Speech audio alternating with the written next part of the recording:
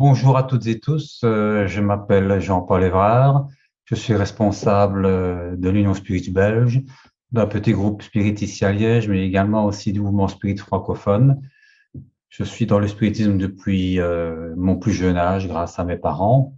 Nous avons ici pris la décision d'œuvrer principalement au niveau francophone parce qu'il n'y a rien de tel que de partager le travail que l'on peut réaliser en commun, surtout que nous sommes très peu à pouvoir travailler dans ce domaine. Donc, plus on réunit les énergies, mieux on peut faire un travail conséquent qui va profiter à un maximum de personnes.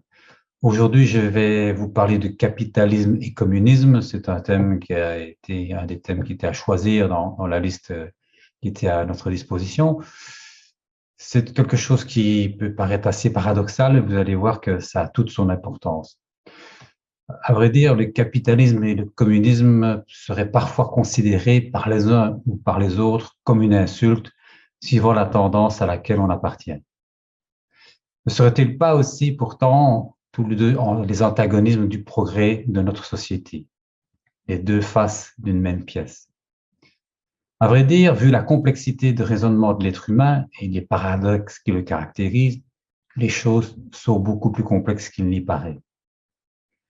Je me suis mis alors à chercher sur Internet la signification de ces deux mots et je me suis aperçu que cela pouvait varier grandement d'un site à l'autre. Il est vrai que ce type de situation n'est pas unique à ces deux mots, nous retrouvons dans bien d'autres circonstances. Et vu que ce sujet est particulièrement sensible, communisme et capitalisme, la définition que nous pouvons trouver est parfois bien différente d'une définition à l'autre.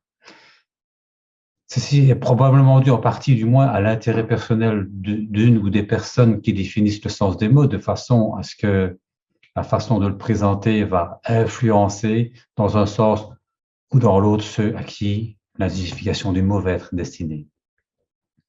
Pour faire simple et pour bien comprendre, j'ai donc repris, pour définir les deux mots en question, les définitions qui, à mon sens, correspondaient le mieux à ma perception de ceux-ci en me basant naturellement sur la description générale reprise dans les dictionnaires.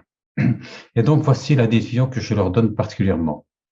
Pour moi, donc, le communisme est une idéologie économique et sociale caractérisée par une mise en commun de moyens de production et d'échange, par la répartition des biens suivant les besoins de chacun, par la suppression des classes sociales et sans État tel que nous le connaissons généralement.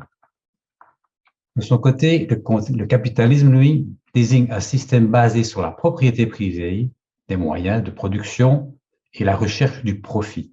Dans ce système, donc, la production n'appartient pas à ceux qui la produisent. Voilà donc ce qu'il en est en ce qui concerne les définitions à proprement parler. Sous un autre aspect, dans la vie de tous les jours, à travers les expériences que j'ai eues tout au long de ces nombreuses années, j'ai le sentiment que le communisme serait plutôt de tendance athée, alors que le capitalisme serait plutôt de tendance croyante. Bien entendu, cette conception que l'on pourrait qualifier de simpliste ne reflète pas une réalité absolue.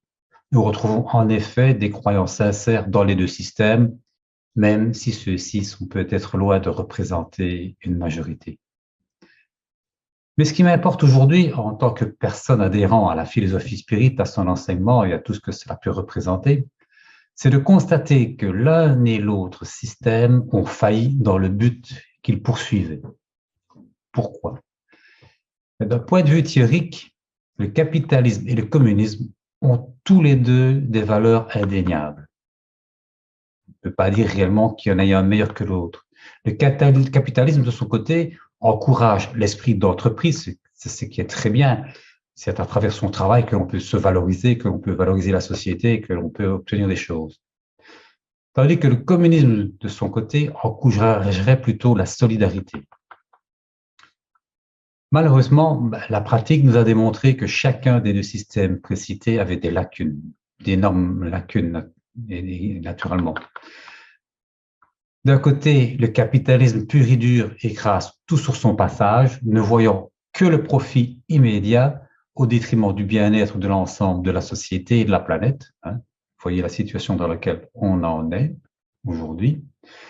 D'un autre côté, le communisme a démontré que l'homme n'était pas encore assez mûr pour mettre en place une société plus juste et plus solidaire. Au lieu de partager la richesse apportée par le fruit du travail de chacun, elle a souvent généralisé la pauvreté, comme le capitalisme d'ailleurs.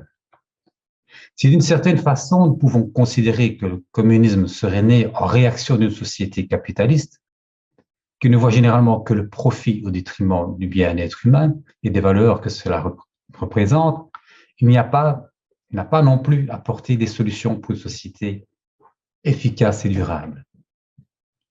Mais le but de cet exposé n'est pas vraiment de réaliser une critique de l'un ou de l'autre système, mais plutôt d'inviter tout un chacun à réfléchir, l'un et l'autre, sur le fait qu'ils n'ont pas conduit une société plus juste, plus responsable et plus respectueuse de l'être humain. On ne va pas faire l'inventaire de tous les méfaits que l'un et l'autre des systèmes a eu et a encore sur notre société, mais celui qui veut regarder de près a pu s'en rendre compte et s'en rendre compte tous les jours. En ce qui me concerne, la réponse est claire et limpide. L'un et l'autre système ont oublié l'essentiel. Essentiel, quel est notre essentiel? C'est notre réalité spirituelle. Nous sommes des êtres avant tout spirituels. Les deux systèmes et ceux qui les représentent n'ont qu'une vision matérielle de la vie, ne croyant pas à la survie de l'âme ou de notre conscience. Or, une vision purement matérialiste pousse inévitablement l'homme à l'égoïsme. Il suffit de regarder autour de soi pour constater que l'altruisme n'est pas une chose courante dans notre société, si même il y a heureusement quelques exceptions. L'homme ne connaît pas ou ne connaît plus le pourquoi de la vie. Souvent, j'entends dire autour de moi, profite de la vie, on ne vit qu'une fois. Mais quelle erreur! Mais qui, dans les faits, se soucie de savoir si cela est vrai ou pas? S'il y a autre chose que la matière qui nous entoure? En réalité, très peu de personnes. Pour conclure sur ce bref exposé, je me baserai tout simplement sur ce que nous a dit saint Augustin dans la conclusion du livre des esprits au sujet des matérialistes, donc toute personne qui ne croit pas à la réalité spirituelle qui est en nous et qui survit à la mort de notre corps physique. Je cite, « Vous voulez, dites-vous, guérir votre siècle d'une manie qui menace d'envahir le monde. Aimeriez-vous mieux que le monde fût envahi par l'incrédulité que vous cherchez à propager? N'est-ce pas à l'absence de toute croyance qu'il faut attribuer le relâchement des liens de la famille et la plupart des désordres qui minent la société? En démontrant l'existence et l'immortalité de l'âme, le spiritisme ranime la foi en l'avenir, relève le courage abattu, fait supporter avec résignation les vicissitudes de la vie. Oseriez-vous appeler cela un mal? Deux doctrines sont en présence. L'une qui nie l'avenir, l'autre qui le proclame et le prouve. L'une qui nous explique rien du tout, l'autre qui explique tout et par cela même s'adresse à la raison. L'une est la sanction de l'égoïsme, l'autre donne une base à la justice, à la charité et à l'amour de ses semblables. La première nous montre que le présent ne montre que le présent et anéantit toute espérance. La seconde console et montre le vaste champ d'avenir.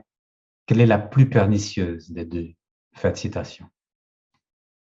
Voilà qui termine mon exposé. Je vous laisse méditer sur la question, mais de toute évidence, tant que l'homme ne prendra pas conscience de sa réalité spirituelle et de son immortalité, il ne pourra plus progresser.